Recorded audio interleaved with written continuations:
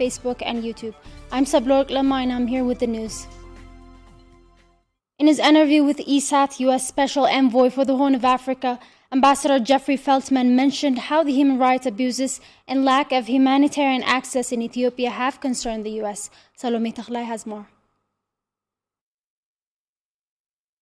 The international community has been expressing its concerns about how the Ethiopian government has denied humanitarian access to Tigray for about 5 months now, knowing explicitly that many people are dying of hunger and lack of medical care. In an interview that he had with the Ethiopian satellite television ESAT, Jeffrey Feltman, a U.S. Special Envoy for the Horn of Africa, described how concerning the human rights abuses and the lack of humanitarian access are becoming. We agree that the bilateral relationship between Ethiopia and the United States has benefited both countries. We agree that this war needs to stop, that Ethiopia needs to continue to play its role as a linchpin of stability in the Horn of Africa. What has concerned us are human rights abuses, lack of humanitarian access to those in need, wherever they happen to be in need, Amhara, Afar, Tigray, wherever. And so our public comments have been addressing concerns we have that are not on behalf of any one part of Ethiopia or another. It's on behalf of those Ethiopians that are suffering from a conflict that we all wish to see. Ambassador Feltman also mentioned how understandable it is that the Tigrayan leaders want for the siege to be lifted and that Abiy's government wants Tigrayan forces to withdraw from Amhara and Afar regions. He also said as the needs of both parties are not irresolvable, it is better to seek for peaceful resolutions. When I've had the opportunity to talk to TPLF leaders, I'm struck by the fact that what they define as their primary goals, the sides' primary goals, are not mutually in contradiction. They're not mutually irreconcilable. The Prime Minister, understandably, wants to see the Tigrayan forces out of Amhara and out of Afar and back in Tigray. That's an understandable objective, and it's one that we share. The Tigrayan leadership, TPLF leadership, tell us they want to see an end to the humanitarian problems, the commercial blockade of Tigray. That's an understandable objective. We share it. These things are not mutually irreconcilable. These things can be reconciled through a political process. I know that the Prime Minister and probably the TPLF leaders don't believe us when we say there's no military solution to this conflict. You know, they're clearly pursuing what they would see as a military solution. Our point is pursuing a military solution is too costly. It's too costly for Ethiopia, and you can achieve the goals that the two sides defined through peaceful means.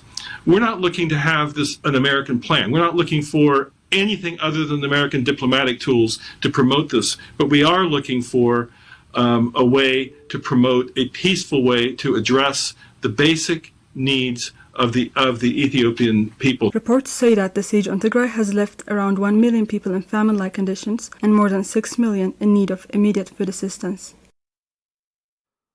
On November 28, 2020, the Eritrean soldiers committed horrific massacres on hundreds of civilians in Aksum. However, on its joint investigation with the UN, the Ethiopian Human Rights Commission deliberately excluded Aksum. Earlier this week, Aksum conducted a memorial service for the martyrs accompanied by programs honoring the memory of the deceased. Haile Gabru has more.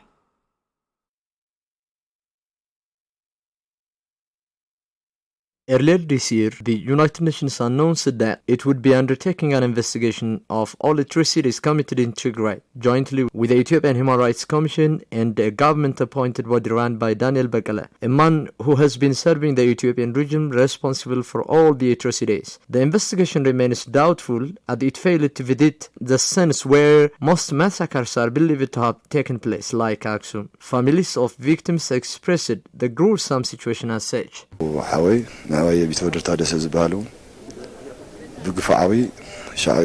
I've lost my older brother, named Bitwode Tadesse, killed by the barbaric Eritrean forces.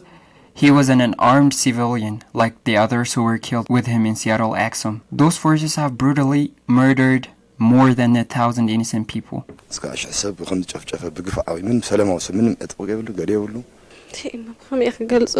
I'm speechless about it. Civilians who were not armed have been killed last year.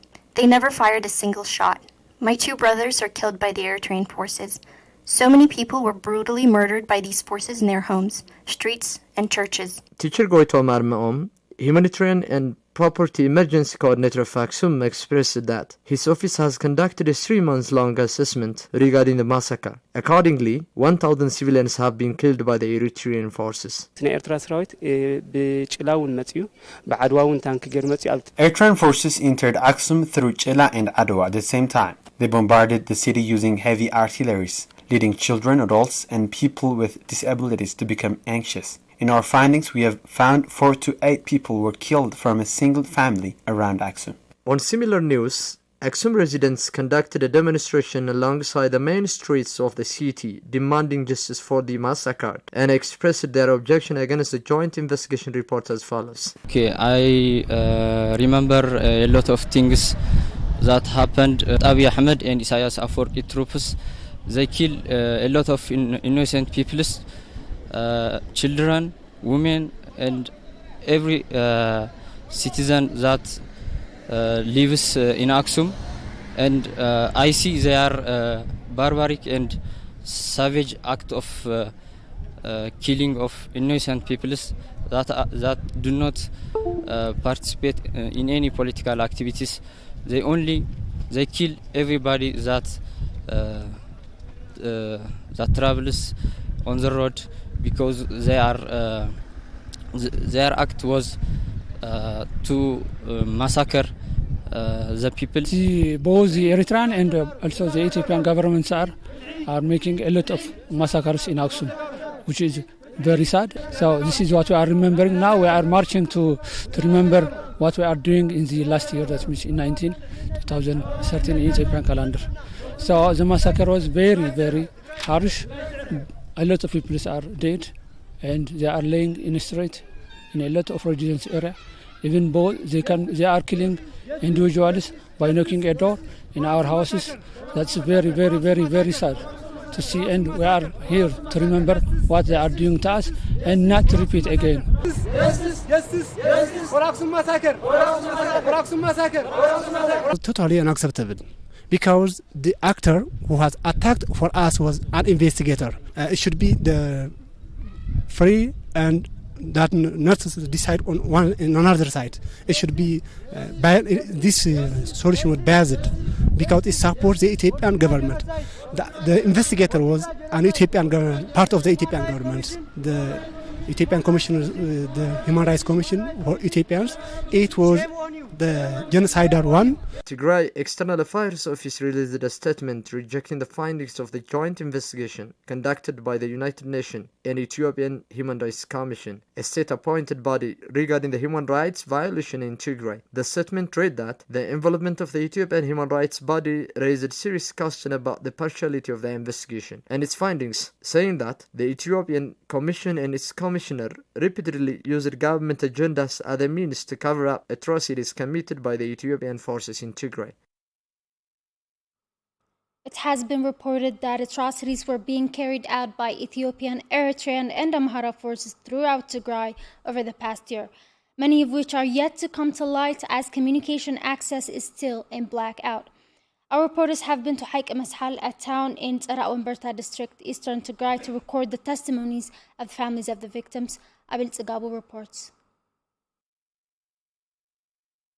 Haik Mashal, just over 50 kilometers from Maqala, a town in the Tsara Umberta district, is one of the places that have seen the extreme brutality of the Ethiopian and the Eritrean forces in the past year. Residents of the town recall the moment this way. They first killed 2 persons here, then they go up there and killed many. They also killed other civilians in Barka, Addis Ababa. There were rapes. They scorned our church. They threatened every priest to stop giving service. They formally told us that we must close churches. The residents also added that the cruelty of Ethiopian forces and its allies is hard to express. I don't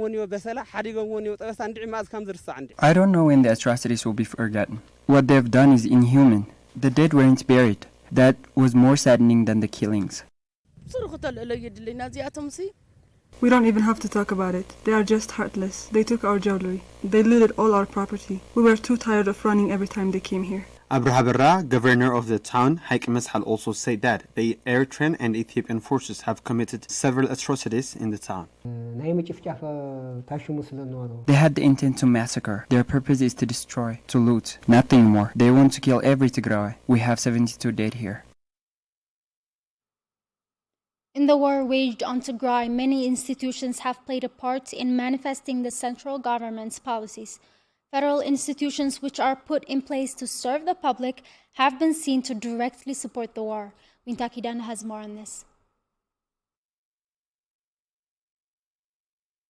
Ethiopian federal institutions have a huge impact on the daily lives of the people and play a great role in improving their daily life. Since November 4th, after the declaration of war against the people of Tigray, federal institutions have been the right hand of Abiy's political policies by playing their part on the ongoing genocidal war waged on the people of Tigray. Ethiopian Airlines, the National Bank of Ethiopia, Ethiopian universities, and the Ethiopian Human Rights Commission are examples of federal institutions that partook in the year-long war on Tigray. Those institutions have failed to serve the people of Ethiopia by ignoring their civic duties and siding with a criminal political group. The federal institutions are abusing their powers by acting out of legal boundaries. They are receiving orders from dictatorial leaders who have thus far mistreated their own people. According to a documentary by CNN, Ethiopian Airlines has violated international aviation laws, partaking in the war waged on Tigray by transporting troops and weaponry from Eritrea to Ethiopia. This cargo plane is being loaded by hand,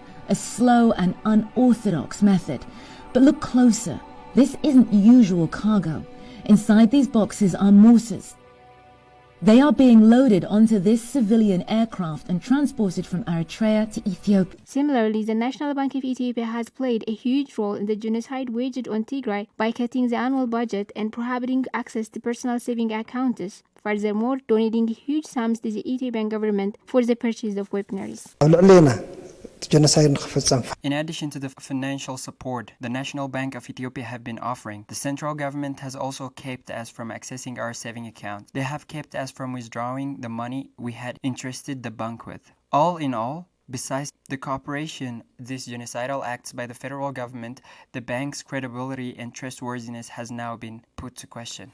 The National Bank of Ethiopia has made sure that there would be no transaction of money in Tigray by closing all banks and forcibly prohibiting the withdrawal of money. In addition, the bank cuts any money flow to Tigray, hence creating cash shortage. The bank has put the daily lives of many in danger. Though the main focus of universities is academia and the production of enlightened citizens, the current reality in Ethiopia begs to differ. Addis Ababa University recently notified that they would be annulling degrees held by Tigrayan scholars, abandoning the university's legally and ethically proclaimed duties. Of the 43 universities in Ethiopia, all but the ones located in Tigray have supported the war declared on Tigray by budgeting millions to the cause. They are encouraging the government to eliminate Tigrayans by the means of starvation and war, which is wrong. I hope they would realize it sooner than later.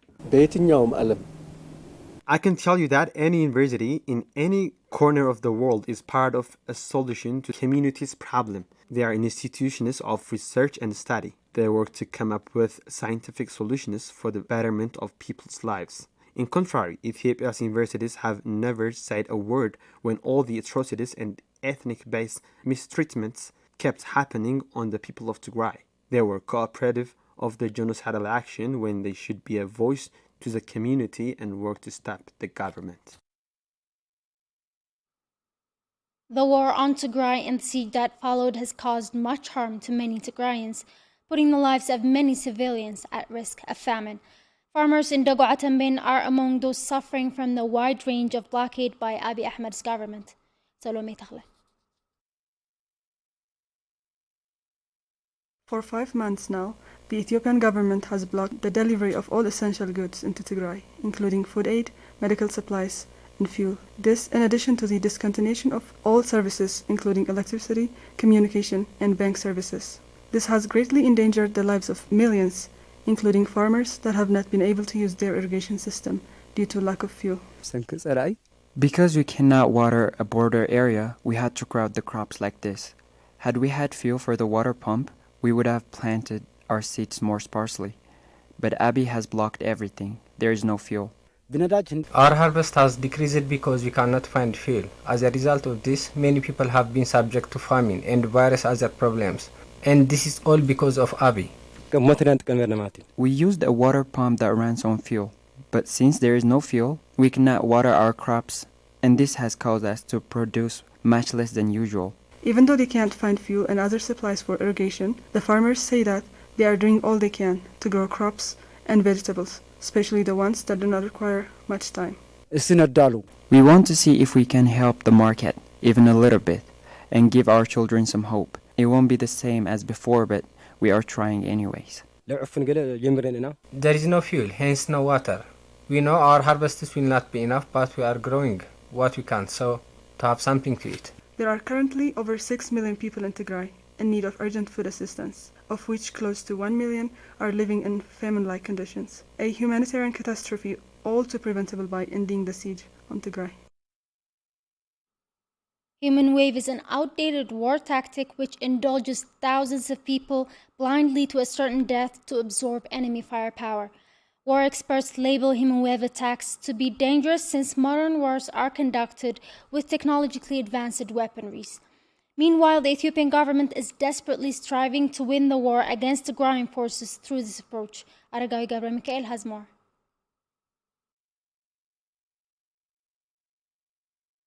Last month, Sky News reported about a new brand of Ethiopian soldiers. The soldiers would come from all walks of life, ready to march to the battlefield, without any military armaments and just 2 days of military training. In this short report, an Ethiopian official is quoted saying that the soldiers had been successful, clearly not due to military strategy, but because they were able to outnumber their enemy.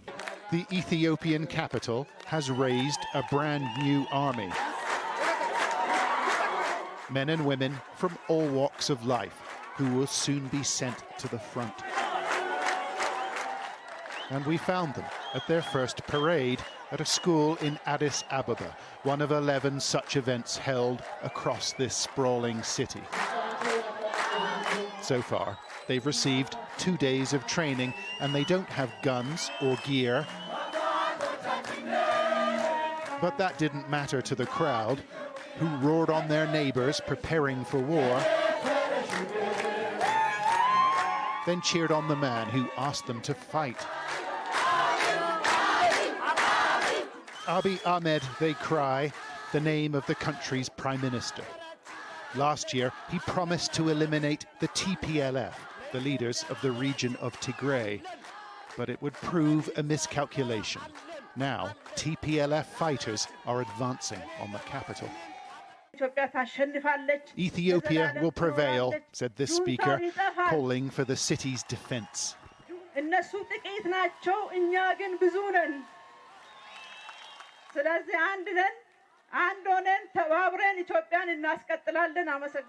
What the Ethiopian authority is describing here is the human wave tactic, an infantry tactic in which the attacker uses unprotected formal assault with densely concentrated infantry formations against the enemy line. The aim of human wave tactic is to overrun and overwhelm the defenders so that to engage them in melee combat at the cost of thousands of casualties. While this was one of the most obvious reiterations of the use of this war tactic by Ethiopian forces, ISAT, state-affiliated media, has repeatedly called for the use of this war tactic and have made repeated attempts to mobilize millions through perpetuating hate speech against the people of Tigray. TPLF አጠቃላይ የሰው ኃይሉን የሚያገኘው ከትግራይ ክልል ነው። የትግራይ ክልል ህዝብ ቁጥሩ ይታወቃል። TPLF recruits its army from Tigray. The Tigrayan population is well known. It's somewhere between 4 or 5 million people. So that means they can recruit more than 4 million people for the war. And that would be including children and the elderly. So that's impossible. So should they manage to recruit all the youth between the ages of 13 to 14 up to 60 to 70, they could only have about 2 million soldiers. This number is nothing considering the 100 million people of Ethiopia. We only need 10% of the population to go to the battlefield. After 1 or 2 months, if the attack continues at the same rate, TPLF will lose its defense forces and its base at the same time. Then, within a short period of time, it becomes impossible for TPLF to get additional forces.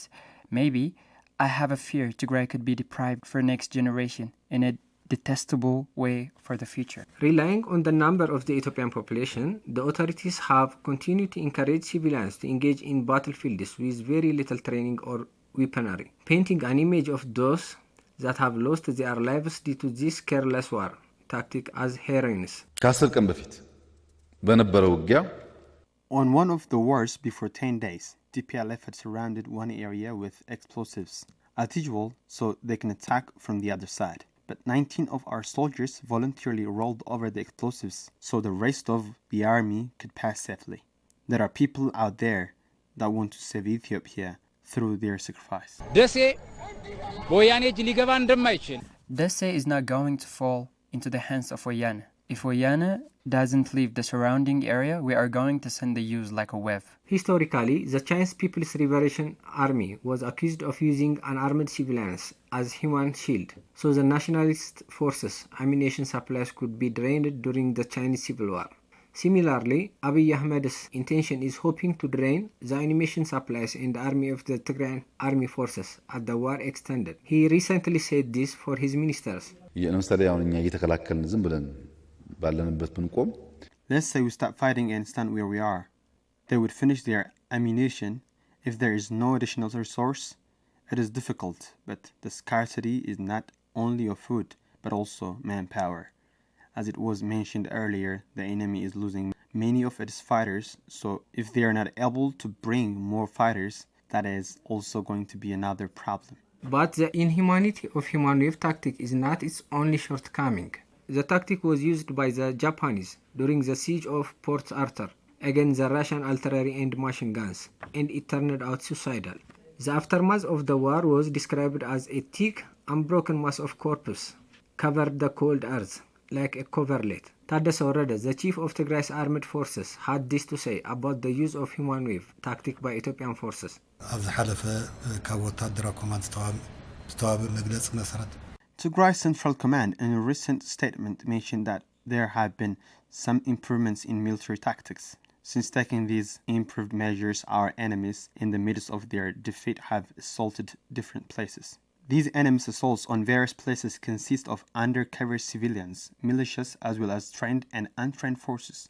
In addition to farmers who were deceived into fighting against our army under the pretense that our army is dispersed, endangering the lives of these farmers. Abiy Ahmed's most recent declaration that he would commanding the battlefields from the war front, many analysts believe is in an attempt of further mobilize the mass to go to the battlefield. This has been a civil war for 1 year now, ever since the military split and elements of it sided with the Tigray regional government. What we have is a spreading civil war, the Tigray forces moving through Amhara region in what increasingly looks like a bid to unseat Abiy Ahmed's government. So this is already an incredibly serious civil war.